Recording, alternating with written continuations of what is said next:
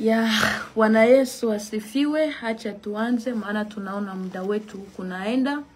Kwa hiyo ndugu yangu popote ulipo, ninakusihi mpendwa ukaweze kufungua moyo wako ili neno la siku ya leo likaweze kukusaidia, maana neno haliwezi likakusaidia kama hauliweke katika ndani ya moyo wako, lakini neno linaweza kukusaidia kipindi unalitafakari na kipindi likigusa moyo wako. Kwa hiyo ndugu yangu mpendwa, wewe ambao kunanitazama, karibu kwa maombi na kwa neno la siku ya leo.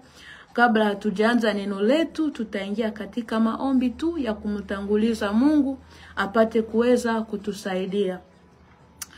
Mungu, tunasema asante na shukurani kwa neema yako na kwa upendo wako. Asante kwa muda kama na huu. Tazama tunaenda kutoa neno lako. Neno lako linatakasika, neno lako liko safi. Kwa hiyo ninakuomba Mungu, sisi ambao tunaenda kulitoa ukaweze kutuosha katika damu yako.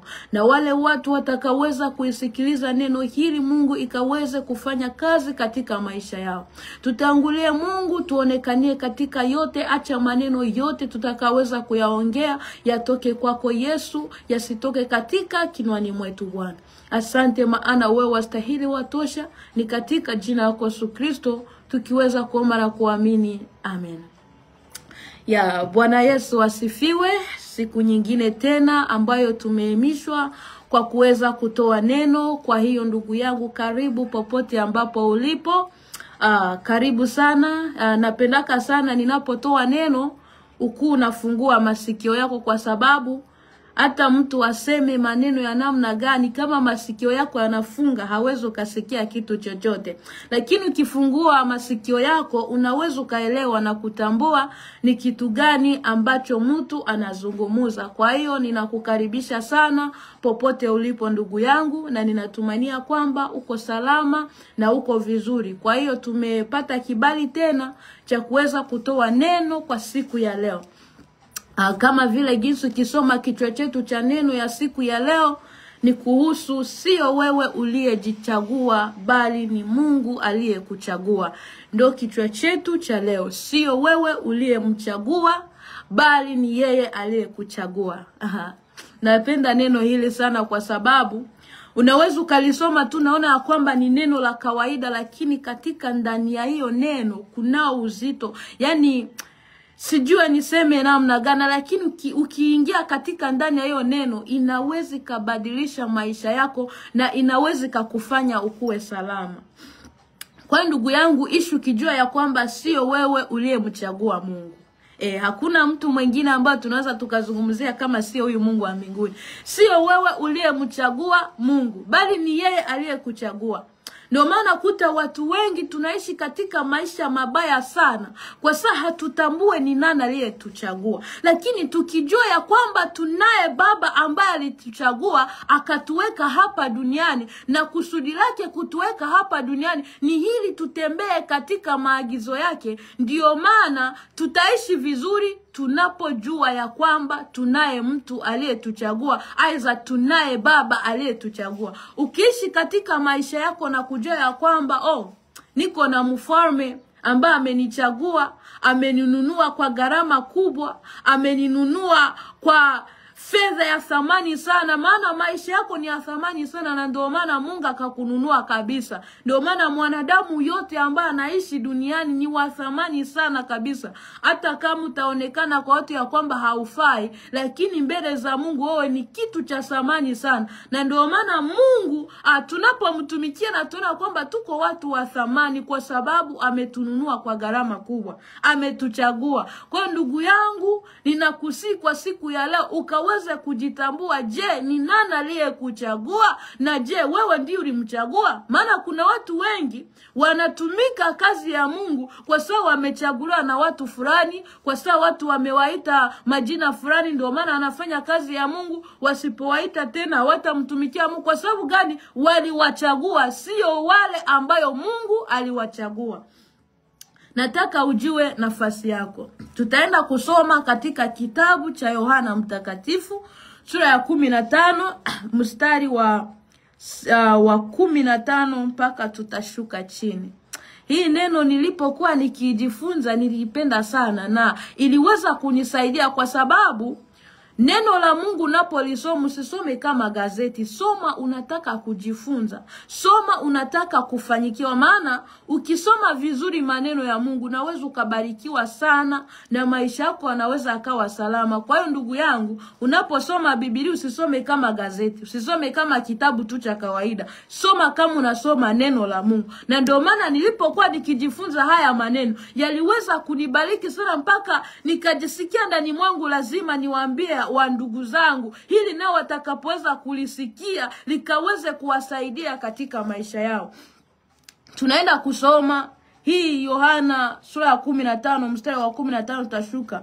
Inasema ya kwamba sikuwaita tena watumwa, kwa maana mtumwa hajui atendalo bwana wake, lakini nyinyi nimewaita rafiki. Kwa kuwa yote niliyesikia kwa Baba yangu ni mwaminifu. Si nyinyi mliyenichagua mimi, bali ni mimi niliyewachagua nyinyi. Nami nitawaweka mwende mkazae matunda, na matunda yenu yapate kukaa, ili kwamba lolote muombao kwa Baba yangu kwa jina langu awapeni. Bwana Yesu asifiwe. Napenda hii neno kwa sababu Yesu alisema ya kwamba hakutuitwa tena watumwa. Yani sisi hatuko watumwa tena. Sisi hatuko katika ndani ya jangwani. Maana katika jangwani Mungu tayari alishatutoa huko. Sisi tena hatuko wenye dhambi, bali tumefanywa kuwa watakatifu. Na ndio maana nilipokuwa nikisoma hii neno nilisikia furaha sana kwa sababu ukisoma kule mwanzo anasema kwamba Yesu ndiye mzabibu wa kweli. Na ukijua huo mzabibu wa kweli, ukizogelea huo mzabibu utapata amani, utapata faraja kwa sababu neni nakuja kutuambia kwamba tukikaa katika ndani ya Mungu, naye Mungu akikaa ndani mwetu, ya kwamba lolote tuliombalo atatupashia. Kwenda kumaanisha nini? Tutaenda kusimamia katika neno ambayo anasema siye nyinyi mliyenichagua mimi, bali ni mimi niliyewachagua. Tazama hiyo pendo ambayo Mungu alituonesha kwamba mpaka akakuja kutuchagua, akakuja kutufanya kuwa rafiki zake. Maana hii 15 ndio inasema kwamba sikuwaita tena watumwa, kwa sababu nimewafanya kuwa marafiki zangu. Je, wewe uko rafiki wa Mungu? Na ndio maana kuta watu wengi tunatembea tukiwa tu watumwa wa Mungu, lakini hatuko rafiki wa Mungu. Na ndio pale ambapo huduma zinatushinda, kwa sababu sisi ndio tunamchagua Mungu. Yaani unakuta unamtumikia Mungu kwa sababu unataka kumtumikia Mungu, lakini haujajua ya kwamba Mungu ndiye alikuchagua. Ukijua kwamba Mungu ndiye alikuita katika hiyo kazi ambayo uko nayo, utangangana sana mpaka siku zote za maisha yako. Na ndio maana kuta watu wengi tunaposhindwa kujitambua ya kwamba ni nani aliyetuchagua, tukichaguliwa na watu, hiko siku tutafika tutaacha hiyo kazi. Kwa sababu ikiweka kazi na mtu yoyote, hiko siku utafika utachoka. Lakini ukitambua ya kwamba hii kazi nimeipewa na Mungu na lazima nizidi kumtumikia Mungu, yeye ndiye alinichagua, sio mimi niliyemchagua, utaendelea kufanya hiyo kazi. Kwa sababu ukigundua na kutambua ya kwamba yeye ndiye aliyekuchagua, akakuita, akakufanya kuwa rafiki yake, hautatafuta rafiki mwingine kama sio yeye. Kwa sababu kama ametufanya rafiki zake, inamaanisha kwamba Yesu ni rafiki yetu kulingana na jinsi alivyotutoa katika utumwani tukakuwa watu wa thamani sana. Maana mtu ambaye uko katika utumwa ni mtu ambaye ninalinganisha ako katika ndani ya dhambi. Yani yeye anatauliwa na watu. Unakuta mtu ambako katika utumwa ni ule mtu ambao haeza kagundua neno la Mungu, haeza kaweza kugundua kumtumikia Mungu, kwa sababu yeye bado akingali katika utumwani. Lakini siku ambayo anakuwa anajitambua, ndio ile siku anatoka katika utumwa, anafanya kazi ya Mungu kwa uhuru. Yani anafanywa bila kusukumwa na mtu yoyote, anafanya kazi ya Mungu yani kwa usalama, sio kwa kufanya kubembelezwa, hapana. Na ndio maana kuta ukibakia katika utumwa utafanya kazi ya Mungu yani kwa kubembeleza. Mtu anakuambia twende kanisani, unasema sitaenda, yani unabembelezwa kwa kufanya kazi ya Mungu. Lakini ukijua ya kwamba aliyekuita ni Mungu, akakutoa katika utumwani, akakutoa katika ndani ya dhambi, utamtumikia kwa bidii. Utamtumikia kwa bidii. Maana alisema kwamba mkikaa ndani yangu na mimi nakaa ndani yenu, lolote mtakazoweza kuomba mtapewa. Na ndio maana alisema kwamba sio nyinyi mlianichagua, bali ni mimi niliyewachagua. Kwa hiyo enda mkazae matunda, na matunda yenu yakafanya nini? Yakabaki. Haleluya. Kwa watu ambao wamechaguliwa na Mungu, wanazaa matunda na hayo matunda yanazidi kubaki. Sijui kama huku unanielewa. Kwa mtu ambaye amechaguliwa na Mungu, anazaa matunda. Na ndio maana nasema ya kwamba nendeni nikaweka, mwendeni mkazae matunda, na hayo matunda yafanye nini? Yapate kukaa. Kwa hiyo kwa mtu yoyote aliyechagua na Mungu, anazaa matunda na hayo matunda yanabakia. Na kila mtu anaitamani kuikula. Maana hakuna mti ambao unaweza kutamaniwa kama hauna matunda. Kila mtu unakuwa kunatamaniwa kufanya nini? Kuweza kugusa hizo kukatwa matunda, kwa sababu naona mti uko na matunda mazuri ambao yani inangaa vizuri, yani mpaka unatamani kila siku kunaenda kukata hiyo matunda. Ndio vile jinsi Mungu akatuambia kwamba kama vile jinsi nilivyowachagua, mwendeni mkazae matunda. Mwendeni mkazae matunda, na hayo matunda mtakapoweza kuyazaa yakaweze kubaki na kila mtu apate kuweza kuyatamani. Na ndio maana nilisema kwamba usibakie katika utumwa, kwa sababu ukibakia katika utumwa hautakuwa rafiki wa Mungu. Ukibakia katika utumwa hautaweza kutambua je ulinunuliwa. Na ndio maana watu wengi tunazidi kubaki kama vile jinsi tulivyo, kwa sababu hatujagundua na hatujafahamu ya kwamba je tumenunuliwa. Sasa ikiwa Mungu alitununua akatuchagua sisi ni wakina nani?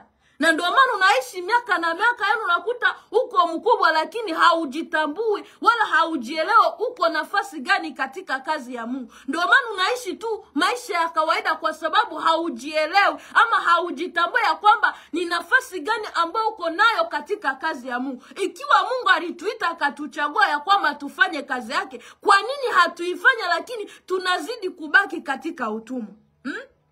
Sitamani mpendo ubaki katika utumwa. Ninatamani sana ujue ni nani aliyekuchagua. Usitumikie Mungu ya kwamba mimi si ndio nilimchagua Mungu, mimi si ndio niliamua kumtumikia Mungu. Hapana. Maana kumpenda Mungu ni kwa sari tupenda kwanza. Tunampenda Mungu kwa sari tupenda kwanza. Alituita kwanza, na ndio maana tunamtumikia. Kumaanisha nini? Acha nikuoneshe mfano. Unatafuta kazi ya kufanya, lakini kama hiyo kazi hawaikupashia, hawezi kwenda kutumika. Na ndio maana wanapokuita katika hiyo kazi, una make sure kila siku unaendaka kazini, kwa sababu ni kazi ambayo wamekupashia, wamekuita uende ukafanya. Na ndio maana nasi katika kazi ya Mungu, kama Mungu alituita kabisa katufanya kuwa wanawake, lazima tutembee katika hiyo kazi aliyotuitia. Kama Mungu alivyotuita. Na ndio vile jinsi tufanye nini? Tumtumikie. Kwa sababu kama unatafuta kazi, una apply kazi alafu wanakubalia, unatumika siku zote bila kuchoka.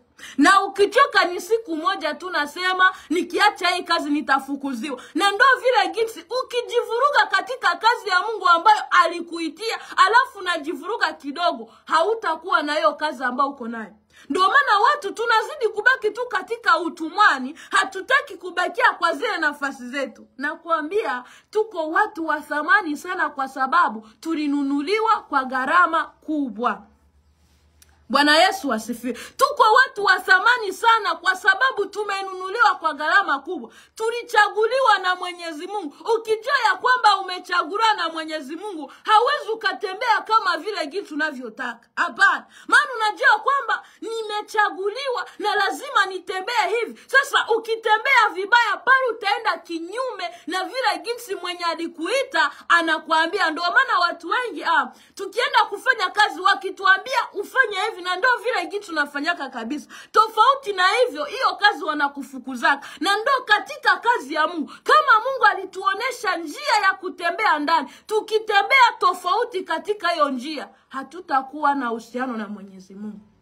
hatutakuwa sambamba na Mungu. Tutakuwa mbali na Mungu, na ndio kile kipindi unakuta ukiwa mbali na Mungu unajiendesha jinsi unataka, kwa sababu wewe hauna kiongozi, hauna mtu yoyote wa kukuongoza. Yani unaweza kaishi na Mungu lakini usimjui, usimtambue. Kwa sababu nilipokuwa nikijifunza hii neno, kuna wakati mtu tu unamtumikia Mungu kitaka mikate, na ukipata mikate ambayo unatafuta, unafanya nini?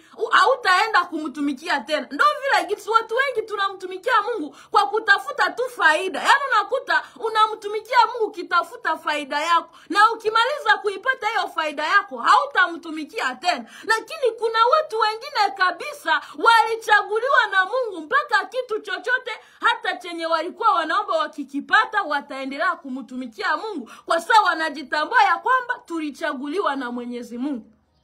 Tupate wapi leo hao watu ambao wamechaguliwa na Mungu? Tupate wapi leo hao watu ambao wanasimamia kazi zao kabisa, washuhudie hili yale matunda ambayo Mungu amesema ya kwamba endeni mkazae matunda, na hiyo matunda mtakapoweza kuizaa itazidi kukomaa. Kumaanisha nini? Hao watu ambao utawaleta kwa Yesu wazidi kubaki kwa Yesu, yani wasitoke kwa Yesu kabisa. Wako wapi siku ya leo? Kuna watu ambao wanamtumikiaka Mungu kwa sababu ya vitu fulani. Yani ukitazama kama vile jinsi Mungu alivyokuwa akitoa wana wa Israeli kwenda Kanaani. Sasa walipofika kule jangwani, wako wanaenda wako njiani, wanasikia njaa, wanasema hapana, Mungu turudishe kule. Maana wanaanza kumlaumu Musa, anasema Musa, hapana, hatuwezi. Sisi hatukuwa tunategemea kwamba tutakufa na hii njaa. Yani na Musa naye anasema kwamba Mungu umenipashia watu wa kuongoza. Tazama wako na njaa, nifanye nini? Nifanye nini? Maana wako wananililia. Na Mungu akasema ya kwamba wanatafuta nini? Eti wako na njaa, hawana chakula. Watu wanatamani kurudi kwenye walikotoka. Yani unazania jinsi mtu anakuhubiria kwamba katika kazi ya Mungu ni raha, naona ingi unasema acha nitafute hiyo raha. Ukikosa unasema hapana, acha nirudie nyuma. Maana watu wengi wanakuwa wanafikiri ni kukula tu asali, kunywa maziwa, yani hakuna shida kabisa, ni raha tu. Lakini ukifika katikati ndipo utatambua hiyo maziwa na asali. Kwa sababu ikiwa ni mwanzo na kwaka kabisa, mpaka unaweza kuambia kwamba mlima toka na inatoka kabisa. Yaani ukiambia mtu pepo ondoka na pepo inaondoka kabisa, kwa sababu haujafika kwenye ugumu. Ndio maana wana wa Israeli Musa alipokuwa akiwatoa kwenye jangwani, walipofika katikati ya njia wakaanza kumwambia Musa, hapana, hatuwezi tukaendelea na hii njaa. Yani tazama, umekuja kutuua kabisa. Yani umekuja kutuua. Watu wakalia sana, wakamulia Musa, na Musa na anamulilia Mungu. Mungu, nifanye aje kwa watu wako? Mungu anamwambia, suko na nguvu, suko na fimbo. Sasa Musa naomba Mungu nifanye kitu gani kwa watu wako? Mungu akawapashia chakula. Na kuko watu ambayo Mungu akiwajibu mahitaji yao hawatarudia tena. Mungu anawapashia chakula, wana wa Israeli wanakula kabisa, wanashiba, mpaka wanakuja kusahau kama walikuwa na njaa tena. Wanakuja kusahau kama walikuwa na mateso tena. Wanakuja kusahau kama walikuwa katika utumwani. Wanatabasamu kwa sababu wamepata chakula, wamekula nyama, wanashiba kabisa. Wanaanza kufanya nini? Kufurahi, wanaanza kujijengea miungu kabisa. Kuna watu walioteulwa na Mungu wakatumika vizuri, lakini walipofika katikati watu wakawasifia. Kwa siku leo wasifii tena, mkarudi nyuma kabisa. Yani mkasema kwamba hii sio kazi niliyoitiwa. Hapana. Yani mimi naweza nikaitiwa hivi. Unatoka kwa kazi yako kabisa. Maana umepata kile ambacho unafanya nini? Umekipewa. Unatoka kwa nafasi yako. Ndio maana kuna watu wengi tulikuwa tunajua kwamba ni watumishi, kwa siku leo wako wanafanya makampani leo, hata kuhubiri hawezi wakahubiri tena, kwa sababu walitoka kwa nafasi zao, kwa sababu walipopata kile ambacho walitaka walitoka. Ndugu yangu, natamani neno la siku leo ikaweze kukujenga. Natamani neno la siku leo likaweze kukutoa kwenye kiwango cha chini kukupeleka juu. Maana nilipenda sana hili, nakasema kwamba sio nyinyi mlienichagua, bali ni mimi. Sio wewe uliyetaka kumtumikia kumtumikia Mungu. Ni sheria ambayo inasema kwamba kila mwanadamu wote lazima mtumikie Mungu. Na kama haumtumikie Mungu, basi unamtumikia ibilisi. Ieleweki kabisa. Maana tunayo hao wababa wawili, moja shetani, moja Mungu. Sasa kama haumtumikii Mungu na mtumikia shetani. Na ndio maana nilipokuja kujifunza, kuko kipindi ambacho na uwezo ukatembea na Mungu kabisa usimtambue. Twende kumfano wa wanafunzi wake. Walitembea na Yesu lakini hawakumjua kwamba yeye ni nani. Mpaka Yesu ili aweze kuwagundua ya kwamba hawajamtambua, akawauliza kwamba hivi kweli nyinyi watu wakiwauliza mnanijua kama nani? Wengine wanaanza kusema wewe ni Yeremia.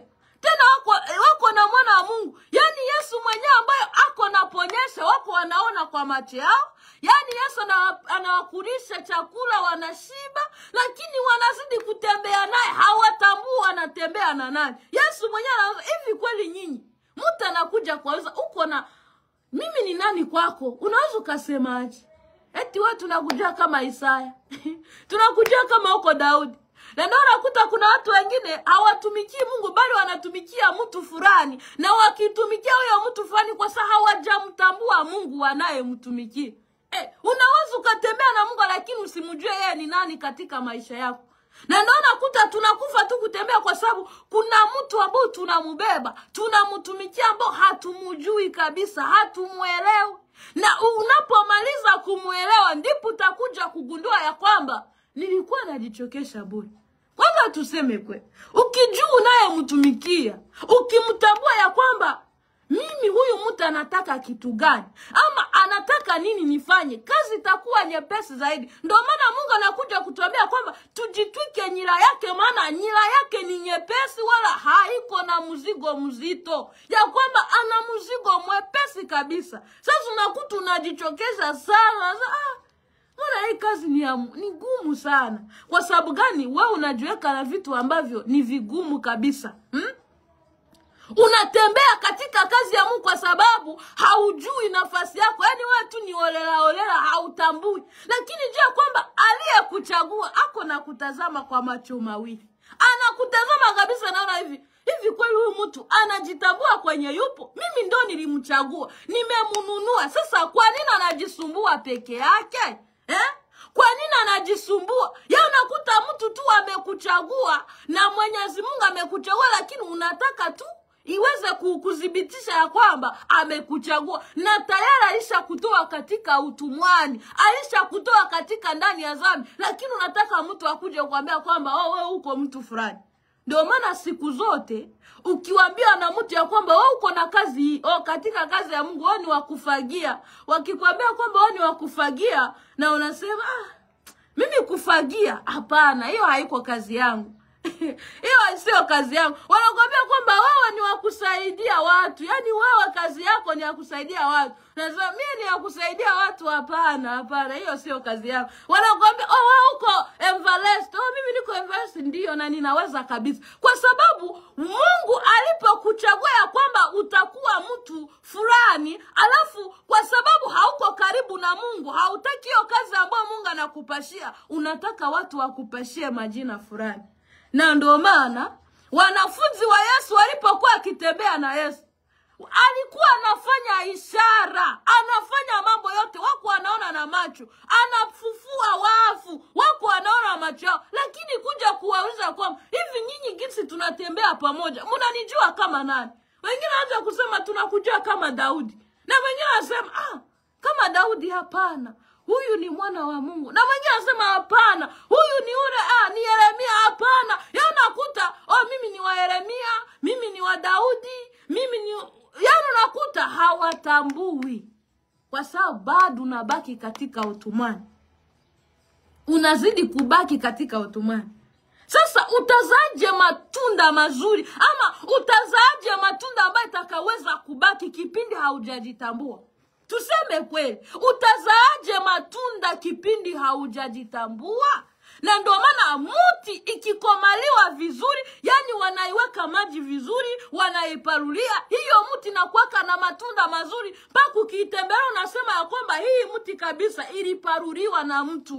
Huyu mtu anajua kulea vizuri. Huyu mtu anajua kutengeneza. Ndio maana ukienda katika shamba ya kumwambia huyu mtu anajua kuparulia vizuri kwa sababu naona inangaa vizuri. Na wewe lazima mtu akuone ule uungu katika ndani yako. Yani akuone Mungu ndani ya maisha yako. Wasiweze kusema huyu mtu ni mtu fulani. Sisi tulikuwa tunamuona akiomba jana katika gari. Yani alikuwa anajenga. Sasa leo ndio wale watumishi ambao wa Kristo wa leo nakuta asubuhi anakuwa Mkristo, usiku anakuwa mpagani. Kwa sababu gani? Hajue ni nani aliyemchagua katika hii kazi. Usikubali kuishi katika maisha ya kutangatanga. No, kama umechaguliwa na Mungu basi tembea vile jinsi. Na ni fiale kubwa. Ni kwa sababu ujitambue. Mimi nakwambia kweli, ukichaguliwa na Mungu una bahati kabisa.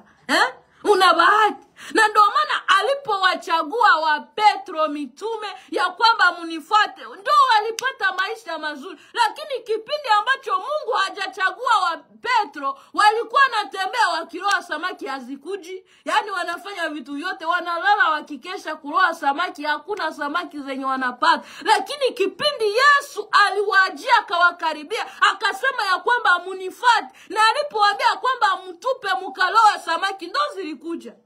Unaweza ukafanya mambo yako unaona kwamba haieleweki, haiendi kabisa kwa sababu Mungu hajasema kitu. Usipoza kugundua ya kwamba Mungu ndiye alikuchagua, utateseka sana. Mimi nakwambia kweli, utateseka sana, sio wewe uliyejichagua. Familia yako haikukwambia kwamba okoka ndo utapata maisha mazuri. Okoka peke yako, mwenyewe kabisa. Ndio maana kuta watu yeye anasema mimi navitoka ndani, si ni mamangu aliniambia niokoke. Mimi navitoka ndani, si alinitabiria kwamba nitakuwa mtumishi. Mimi navitoka ndani, si ni ule mchungaji aliniambia kwamba nitakuja kuwa muimbaji mkubwa kabisa. Sasa uimbaji unanishinda, ndio nasema niliwekwa na mtumishi. Na ndio nakuta watu wengine wakiweka nafasi ya watu wengine wanashindwa kwa sababu sio Mungu aliyewaweka. Na ndio utakuja kabisa kujuta katika maisha yako. Maana haujatambua. Zidi kubaki katika utumwa, lakini kumbuka kwamba hawezi kuzaa matunda mema kama haukai katika ndani ya Mungu. Na ndio maana Biblia inakuja kutufundisha kwamba Yesu ni mzabibu mzuri. Sasa na ikiwa Yesu ni mzabibu mzuri, nasi ambao tutakaweza kumfuata lazima tuwe mizabibu mizuri. Maana ukisoma kitabu kinakuja kutuambia kwamba sisi ni mizabibu wa Mungu. Sisi ni wana wa Mungu. Hauko mtu wa Mungu, uko mwana wa Mungu. Na unapompokea Kristo unafanyika kuwa mwana. Haufanyiki kuwa mtumwa, unafanyika kuwa mwana. Na ndio maana kuta watu wengine tunampokea Kristo lakini tunazidi kubaki katika utumwa. Kwa sababu hatujafanyika kuwa wana, tunafanyika kuwa watu. Utambue nafasi yako. Jielewe na kujitambua. Maisha yako yatakanyangwa na watu. Ndio maana ukisoma ile 15 ile moja unashuka chini. Anasema kwamba mti sio zaa matunda, inatupwa nje na kukanyangwa, ama mtu anakuja kuiokota naenda kuitupa motoni. Na wewe yani usipoweza kujielewa utakanyangwa na watu. Watu watakufanya, yani watakusema, wanakuambia kwamba mtazame huyu mtu, si yule ambaye alikuwa anaokoka. Yani kwa sababu unajivuruga kabisa. Tembea ukijua ya kwamba umechaguliwa na Mungu. Maana Mungu jinsi alivyokuja kutuchagua, alituonesha pendo lake mpaka sisi wenyewe tukiona matendo ya Mungu tunasema kweli sisi tumechaguliwa. Tumeweka huru kabisa. Ishu kitembea ukajua kwamba mimi ni wa thamani sana katika maisha. Ndio maana unakuta watu wengine tunataka tu improve watu kabisa. Yani tunataka tuwaoneshe watu ya kwamba sisi tumekubaliwa na Mungu. Kipindi tunajionyesha. Yani hautaki Mungu akuonyeshe ya kwamba wewe umechaguliwa naye. Unataka kuonesha watu ya kwamba wewe ndio ulichaguliwa na Mungu. Utavunjika sana, utateseka. Utateseka.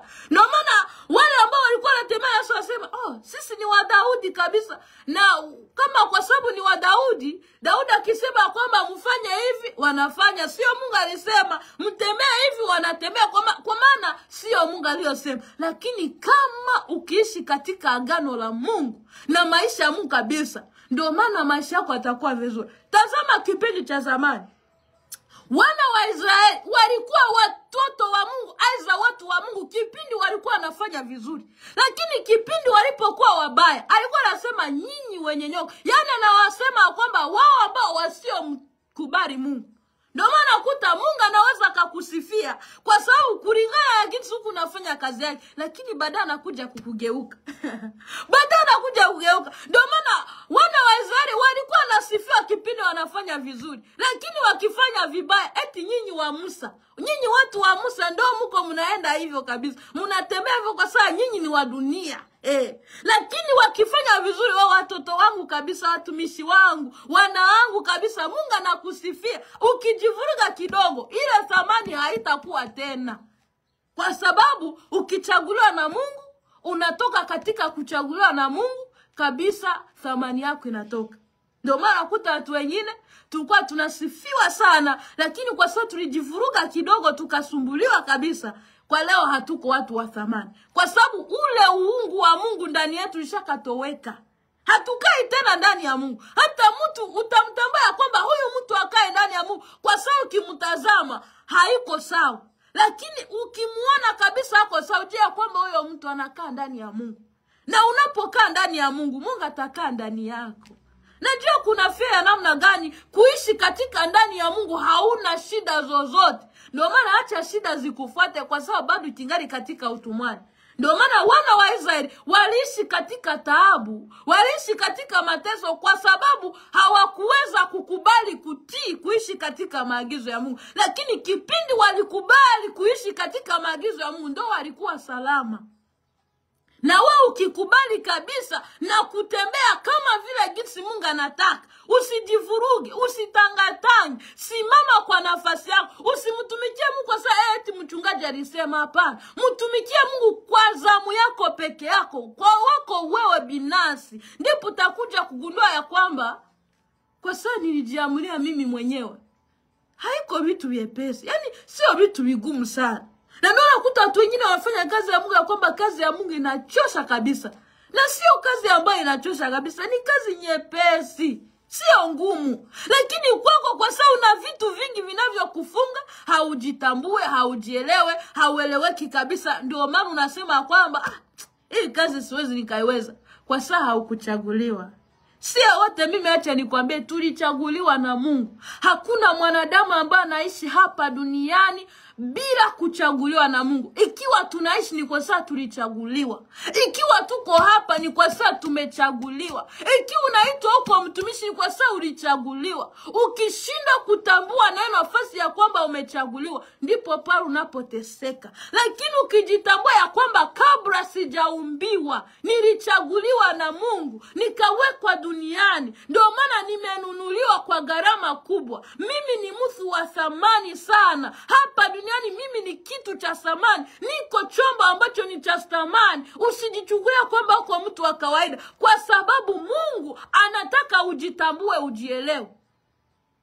Hata tazama, wanafunzi walipojitambua wakajua kwamba Mungu ni nani, walitembea naye kabisa. Walienda naye mguu kwa mguu. Yesu akipiga mguu naye wanapiga mguu, kwa sababu walikuja kumuelewa. Na ndio maana wewe siku zote tutazidi kubaki nyuma kabisa. Tutazidi kubaki nyuma katika ndani ya dhambi. Tutazidi kukemea lakini havitakubaliwa. Unazidi kukemea kwamba shetani toka wakati huko, wewe ndio mwenyewe umejiletea shetani ndani ya maisha yako. Kuna watu walichaguliwa na shetani kabisa, na sio kuchagua na shetani, wao wenyewe walichagua shetani. Maana ukikataa kumchagua Mungu, shetani anakuchagua. Na jinsi shetani anapendaka mtu ambaye anamtumikia Mungu, anakuja kukuvuruga vizuri mpaka kunatoka kuwewe nafika kuzee. Uko wazi kabisa. Maana shetani akiingia katika maisha yako, anakukumbusha maisha ya utumwa. Chanzo cha shetani kuja kukaa ndani mwako ni akusaulishe ile pendo ya Mungu ndani ya maisha yako. Ndio maana watu wengi tunaishi tukijua kwamba tukipendwa na wanadamu, hiyo ndo upendo. Hapana. Kuna upendo wa dhati ambayo hatukiwa na huyu baba katika ndani ya maisha yako, na mtu akuchukie namna gani, hautaweza kuteseka ya kwamba watu wako wananichukia. Hautaweza kuteseka, hautaweza kusema kwamba mimi nina maadui, kwa sababu unaye baba ambaye anakupenda katika maisha yako, na utamfanyia kazi kwa bidii kila siku kabisa bila kusukuma. Na maana kuta mtu pasipo kumwambia haweza kufanya kitu. Kwa sababu gani? Yeye amejiwekea kwamba mimi niko hivi na hivi. Usifananishe maisha yako na watu wengine. That's why katika hii kazi ya Mungu, ukitaka ya kusema kwamba mbona ule mtu anazidi kudumu katika ndani ya zamba lakini hapati shida yoyote, acha na mimi nimzogelee niweze kujifunza nafanya nini. Wewe unatamani kuwa kama mtu fulani, eti kwa sababu mtu fulani anafanya dhambi na endelea kuishi unazania kwamba maisha yako sawa sawa. Ndugu yangu, maisha yako sawa sawa. Unaweza ukaona mtu anazidi kuishi salama kabisa kwa sana azidi kufanya dhambi, unazania kwamba Mungu hamuoni. Mungu anamuona, iko siku yake. Hako na tengenezo. Na ndio maana wana wa Israeli walitembea kabisa. Mungu aliwaambia kwamba toka katika jangwani muende nchi ya Kanaani. Kulifika wangapi Kanaani? Kulifika wangapi? Na wao kabisa tunaweza tukateua na Mungu kabisa, tunaitwa watumishi, tunaitwa wa Kristo nini na nini, mtu anakuita majina fulani, lakini unakuja kukuta mwisho wa siku kunaingia huyu mmoja. Isikutishe ndugu yangu, kwa sababu usipoweza kujitambua Mungu atakuza kwanza. Yeye alisema ya kwamba mwendeni mkazae matunda. Anasema mwendeni mkazae matunda ili mupate kuongezeka na kuishi hapa duniani. Na mtu ambaye asiyezaa matunda anakatwa na kutupa jehanamu. Sasa wewe unaishi bila kuzaa matunda, unazania kwamba tu wewe utatauliwa. Hapana. Na ndio maana nasema endeni mkazae matunda ili apate kukaa, na chochote mtakachoweza kuomba mtapewa. Nani natuweka wazi eti chochote tutakachoweza kuomba tutapewa? Ndio maana bila kuja kutulisha kwamba pasipo imani hatuwezi tukampendeza Mungu, pasipo matunda hatuwezi tukajibiwa. Mimi nakwambia kweli, pasipo matunda mema, pasipo mbegu njema, hakuna mtu ambaye anaweza kuendelea mbele. Kwa saa haiwezekani. Na ndio maana nasema mwendeni mkazae matunda yaweze kukaa. Yani okoa watu wengi. Umeitwa na Mungu. Ende ukalete wale ambao wako katika otomani. Lakini unakuta watu wengine kwa saa wajielewe. Yani unakuta mkunywa pombe na wewe uko mchungaji kabisa, unaenda kumfariji, mnakaa pamoja anakunywa pombe, unamsaidia, unamletea wengine, unasema kwamba nitakulipia. Yani unakuta mtu anafanya dhambi, yani unamzogelea, unamwambia kwamba endelea kabisa. Tena huko mchungaji, huko mtu ambaye umeitwa na Mungu, lakini unamwambia kabisa endelea. Kwa sababu gani? Nyinyi nyote hamjue mlichaguliwa na nani, hamjue mnamtumikia nani. Isikutisha kuingia kanisani, maana kanisa nakuja kuitwa kwamba hii ni kanisa kipindi unakuja kujitambua. Ndio maana zamani Mungu hakukuwa anaambia ya kwamba hii ni kanisa fulani. Usome Mwanzo mpaka kufika kwenye Malaki. Hakuna kanisa ambayo Mungu alikuwa anasema kwamba hii ni kanisa fulani. No, alikuwa anasema watu wakiishi vizuri na waita kwamba hawa ni watoto wangu. Hakuna mtu alikuwa anaenda anasema kwamba mimi ni kanisa fulani, kwa sababu kanisa fulani wananihubiria hivi ndio maana niko hivi na hivi. Maana mtu akiishi kwa kusema kwamba mimi kanisa yangu inasema hivi na hivi, hautajua Mungu anataka nini. Kwa sababu gani? Jinsi utakavyoweza kutembea ni vile jinsi wako wanakulea. Usipoweza kulea na Mungu, Mungu asipoweza kukulea, maisha yako yanaishi. Mimi nakwambia unaisha. Unaisha kabisa. Lakini unapolelewa na Mungu kabisa, anasema kwamba huyu ni mwanangu, nimemchagua na nimemnunua. Ndio maana Mungu akikuchagua kabisa, ana make sure maisha yako salama. Paka shetani akikuja haweza kukugusa, haweza kukutamani, kwa sababu anajua alikununua kwa gharama kubwa. Acha shetani atutumikishe jinsi nataka, maana sisi tulishakatoka kwa ile uhuru nafasi ya kumpashia Mungu maisha, alafu tukaweka maisha yetu ya kwamba murangoni. Yani unakuta maisha yako iko hivi, kwa Mungu iko kule. Yani shetani akikuja na kutumikisha jinsi anataka. That's why hautajitambua. Lakini katika maisha, tambua ya kwamba haukumchagua Mungu. Leo Mungu anaitwa, lakini sio wewe uliyemchagua kwamba acha tumuite aitwe Mungu. No. Anaitwa Mungu kwa sababu alikuwepo tangu zamani za wewe kuumbiwa. Alikuwepo. Ndio maana anaitwa Mungu ambao hafananishwi. Na ndio maana zamani watu walipokuwa wakitengeneza masanamu, Mungu alikuwa anasilika mpaka na waondoa. Mtu alikuwa anajumbia sanamu anaiweka, Mungu akisilika na kuja na iondoa, na maisha huyo mtu anaondoka. Lakini wewe siku ya leo unafanya uzinzi, unakuwa salama, unakunywa pombe, unakuwa salama, unalewa, unakuwa salama. Yani hauna shida kabisa. Kwa sababu Mungu tu anakuona, anasema kweli, huyu mtu hajielewi, hajitambui. Kwa sababu ikiwa Mungu alikuchagua, akakununua kwa gharama kubwa, kwa nini ukose kujitambua? Kwa nini ukose kujitambua? Ikiwa Mungu alikuchagua, akakufanya kuwa mtu fulani, akakuweka kwa nafasi ya kuwa mtu fulani, kwa nini kujichanganya?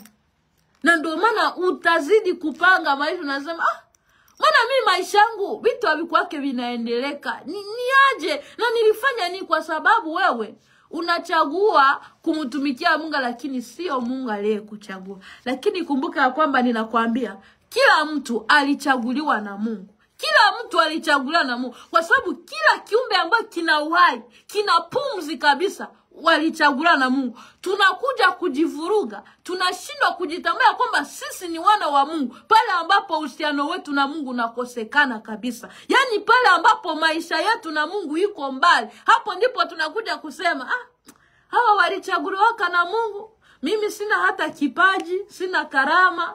Yani mimi sijue kama Mungu ananijua. Kwa sababu gani? Uhusiano wako na Mungu uko mbali sana.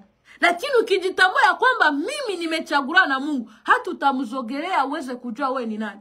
Ndio maana nilikuja kuambia wanafunzi walimzogelea. Na wewe kama haujijui katika hii nafasi ya kazi ya Mungu, mzogelea Mungu, muulize, kweli Mungu, mimi najua uliniumba na ukanichagua, mimi ni nani mbele zako?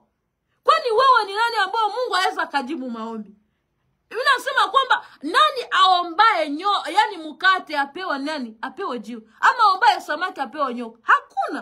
Na ndio maana wewe ukiona katika maisha yako haukuchaguliwa ama haukae katika ndani ya Mungu vizuri, mzogelee Mungu.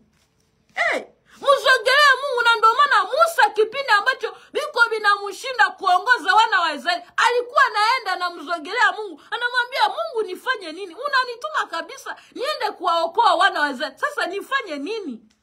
Na Musa akipata maagizo ya kuongoza watu, anaenda kabisa na waongoza. Lakini Mungu akikaa kimya, Musa hataenda. Lakini wewe, Mungu anakaa kimya, unaenda kufanya kazi. Yani Mungu anakaa kimya, unaenda kufungua kanisa. Mungu anakaa kimya, unaenda kuimba. Mungu anakaa kimya, yani Mungu aturumie sana. Kwa sababu hatujitambui, hatujielewi. Ingekuwa unajielewa, kuna watu wengine walishindwa kupiga hatua kipindi Mungu anakaa kimya. Yani wanasema mimi kama Mungu aongea siwezi nikapiga. Kwa sababu ni Mungu alikuchagua. Lakini unakuta watu wengine mimi si niko wa Mungu tu, acha nifanye hivi. Ukichoka unaviacha, ukisimama unatumika. Na wala kuta kuna Wakristo wengine asubuhi ni Wakristo, usiku ni vibaya tu. Yana kuta kesho unatabiri, kesho yako unaanguka. Kesho yake kwa sababu gani? Haujajua ya kwamba Mungu anapokaa kimya ndio anataka umzogelee. Mungu anataka umzogelee. Kwani Mungu ni adui yako? Mungu ni adui yako. Tukua tunasemesha kwe, kama Mungu ni adui yako, basi sema Mungu ni adui yangu. Lakini usiweza kujipongeza kusema mimi namtumikia Mungu, mimi nimechaguliwa na Mungu, wakati mtu akikuuliza hivi kweli, tuseme kweli, wewe kweli katika maisha yako, mtu akuulize swali, hivi kweli wewe Esther, maisha yako unamchukoka kwamba Mungu ni nani katika maisha yako? Utamjibu aje? Ndio maana kutaka watu wengine, mtu anamuuliza hivi kweli wewe unashuhudia kabisa 100% ya kwamba siku ya leo Mungu akikuja utaenda naye? Anasema mbona swali ni ngumu hivi? Kama leo Mungu anakuja niende mbinguni, simechaguliwa. Unajiita mtumishi. Kama leo Mungu anakuja niende mbinguni, unaanza kusema jana nilikuwa katika ndani ya dhambi, hii sasa nilipiga mke wangu, sasa nitaenda mbinguni aje? Hapana. Namwambia tu sije kama ninaweza nikaingia kwa neema ya Mungu. Ndio watu wanajifejeka, wanasema kwamba kwa neema ya Mungu nitaingia tu. Lakini watu waliomtumikia Mungu katika ndani ya kweli walikuwa nauza kwamba wewe kabisa Mungu akikuja mnaenda au mnabaki? Ninaenda. Kwa sababu wanashuhudia, wanamweka Mungu ndani ya mioyo yao. Haijalishi watapitia katika magumu ya namna gani, walikuwa wanamweka Mungu ndani yao, maana Mungu alikuwa anakaa katika maisha yao. Wakitembea wanajua kwamba sisi tumechaguliwa na Mungu, tunafanya hii kazi kwa sababu haiko sisi tuliojichagua. Ndio maana akina Paulo anasema ya kwamba hata kama ninakosa mavazi ya kuvaa, lakini nitaendelea kumtumikia. Paulo anasema kwamba hata watu wanitukane, ninaendelea tu kufanya kazi ya Mungu, kwa sababu sio yeye aliyejipashia hiyo kazi. Mungu alimuita akasema kwamba Paulo, toka katika uwaji ukaweza kunitumikia. Na ndio maana Petro akamuuliza Yesu, mbona tumeamua kukutumikia? Tumeamua kuacha mambo, tumeamua kuacha wake zetu, tumeamua kuacha watoto zetu, tutapata nini? Yesu akasema, kwa sababu niliwachagua, mtaingia katika nchi mpya ambayo niko naandaa. Lakini wewe siku leo haujui hata kama mtafika mbinguni. Unaburudika tu na mambo ya kidunia. Baki katika utumwani, lakini kumbuka hatutazidi kuishi katika utumwani. Mimi nakwambia kweli, zidi kukaa vile jinsi ulivyo. Shindwa kujielewa na kujitambua. Lakini jua kwamba sisi tumefanyika kuwa rafiki wa Mungu, sio maadui wa Mungu. Tumefanyika kuwa rafiki wa Mungu. Ukijichanganya kidogo unakuwa adui ya Mungu. Lakini ukitembea sawa kabisa, unakuwa rafiki wa Mungu.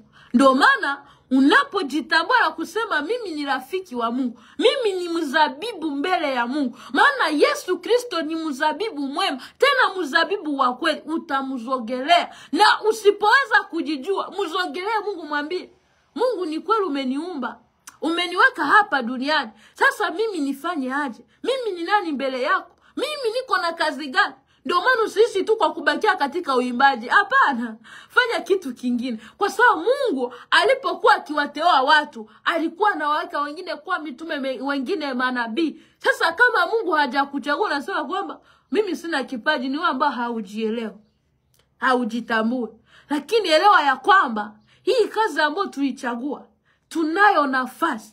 Tumechaguliwa katika duniani, kila kiumbe chote kilichaguliwa. Kwa sababu Yesu amesema ya kwamba yote yamekwisha. Ikiwa Yesu alisema ya kwamba yote yamekwisha, ina maana ya kwamba hatuko tena katika ndani ya dhambi. Sisi hatuishi katika ndani ya utumwani. Tulishakatoka katika utumwani, tukakuwa watoto wa Mungu. Ikiwa wewe bado ukingali katika utumwani, rekebisha mapema. Kwa sababu hauwezi ukazaa matunda mema kipindi uko katika utumwa. Hauwezi ukaona mkono wa Mungu kipindi uko katika utumwani. Ndio maana kuta kuna watu wengine Mungu bado akingana na wapenda, anaonesha mkono wake, anaonesha kwamba aliwachagua, anaonesha kwamba yani wao ndio wachaguliwa wa Mungu, lakini unazidi tu kujichanganya kabisa. Utazidi kujivuruga, utazidi kujichanganya kwa sababu haujielewa. Ndugu yangu, tulikuwa tunasimamia neno ya kusema kwamba sio wewe uliyemchagua Mungu, bali Mungu ndiye aliyekuchagua. Ukijua kwamba Mungu ndiye aliyekuchagua, utafanya kazi yake kwa bidii, yani kila siku kabisa. Ndio maana aliwaambia wa Timotheo kwamba ninakuambia, Paulo ndaka mwambia Timotheo kwamba ninakuambia mtumikie Mungu wakati unaofaa na wakati usiofaa. Yani kila wakati uko katika majaribu na wakati ambao hauko katika majaribu. Kwa sababu Mungu anajua siku zote tukimtumikia hatutaishi katika maisha mazuri. Maana hata Ayubu yeye mwenyewe anasema kwamba je, tupokee mema tukose kupokea mabaya? Iko siku utasimama, utakuwa uko na nguvu, na iko siku utaanguka. Sasa katika hiyo siku ya kuanguka, jihadhari sana usipoteze kile ambacho umefanya nini? Umepokea kwa Mungu. Bali simama kwa nafasi yako. Ishi ukijua ya kwamba wewe ni mtu wa thamani, usijidharau. Unajidharau kwa sababu unaona ya kwamba umejaribu mambo yote ya watu wakupenda, unashindwa kabisa. Lakini nakwambia kweli, Mungu akikupenda yote yanaisha. Hawezi ukajishughulisha kwamba mimi wananichukua, mimi nini. Ukipendwa na Mungu yote inatosha. Usawezi ukajishughulisha na vitu vingine. Kwa ndugu yangu, ukijua kwamba umechaguliwa na Mungu, imetosha kabisa. Utafanya kazi kwa usalama, hautasumbuka, hautajifananisha na mtu mwingine. Ule mtu wako na watu wengi, acha na mimi nimvuke. Ule mtu wako hivi na hivi, acha na mimi nimtambuke. Hapana. Hautaishi kwa kubishana na watu. Maana unajua kwamba ile nafasi ambayo Mungu amekupashia utasimamia hiyo hiyo. Ndio maana ukikuta mtu akipokea kazi, akiwa mtu ambayo ni wa kuongea lugha nyingine ama tuseme translator, haweza kaingia kufanya nini kuwa manager wakati yako translator. Hapana, atazidi kubakia kuwa translator. Kwa hiyo na wewe hautajiweka kwa nafasi ya kuwa askofu wakati uko mchungaji. Hapana. Kwa hiyo unabakia kwa nafasi yako. Ukiwa umechagua kusema kwamba mimi ni mtu fulani, bakia kwa nafasi yako. Usijivuruge ndugu yangu. Dhambi zisikufanye msahau Mungu. Kila siku kumbuka ya kwamba tuko katika dunia ambayo anytime, muda wote tunaweza tukaiacha. Na tutaweza kuiacha, ule ambaye ametuchagua anakuja kutunyakua. Lakini asipoweza kuja, tutazidi kubaki hapo. Usijivuruge mpendwa. Mimi ninaishia hapo. Kwa hiyo Mungu atubariki, na tumania kwamba neno la siku ya leo utajifunza kitu kimoja tu. Sitamani eti uchukue maneno yote, maana nimezungumza mengi, lakini katika haya mengi ninayozungumza ubebe hii moja, na natumania kwamba neno la siku ya leo itakujenga kabisa na itabadilisha maisha yako. Kwa hiyo Mungu awabariki sana, na amani ya Kristo ibakie nanyi siku zote. Amen. Tukutane siku nyingine.